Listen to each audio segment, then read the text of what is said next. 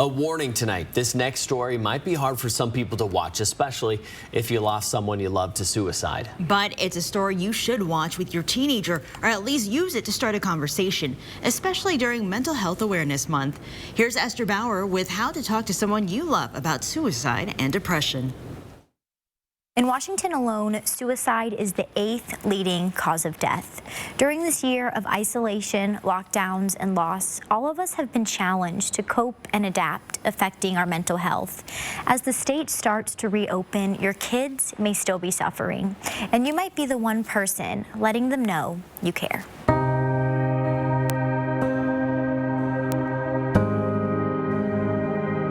Chelsea was very vibrant. They say you die twice. Devin was beautiful. Once when you stop breathing. How kind and generous and intelligent and funny they were. And the second, when somebody mentions your name for the last time.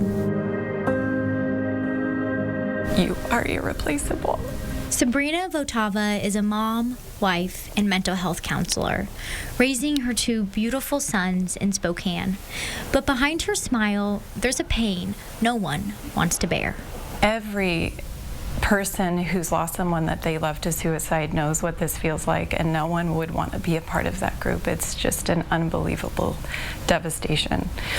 It's unbearable at times. When Sabrina was in college, she lost 2 of her brothers to suicide, just 6 months apart.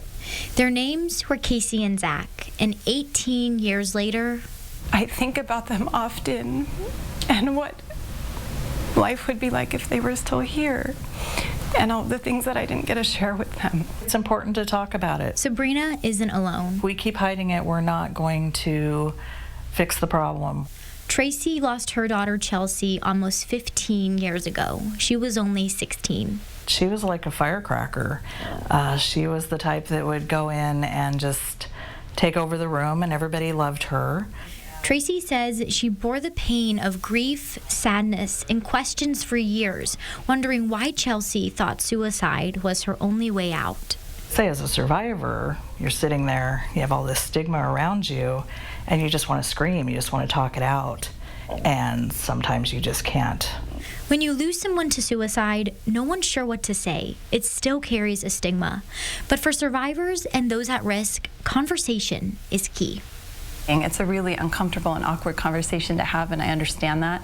And I know it still can be done, and we can do it gracefully with some patience and care. What I learned was it's important to keep up that dialogue, even if the child says, oh, I'm fine, I don't have a problem, everything's good.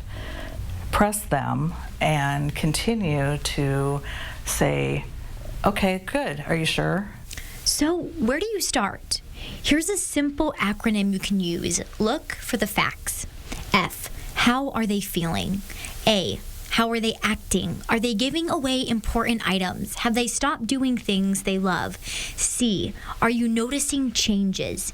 T, have they made threats? And S, has their situation changed? Have they suffered a major loss recently?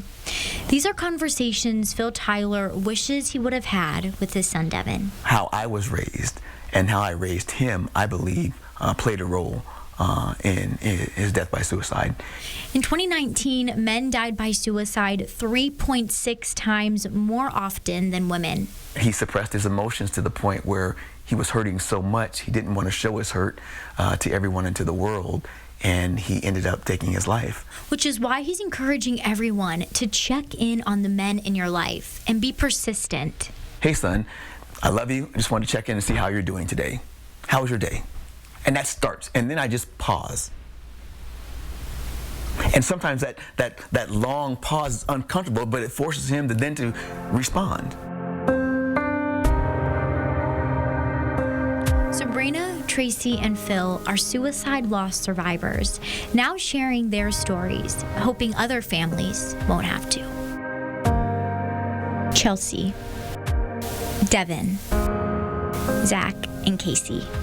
If you or anyone you know is struggling, we encourage you to reach out to the National Suicide Hotline at 1-800-273-8255. We also have local resources linked to this story at kxoy.com. Reporting in studio, Esther Bauer, 4 News Now.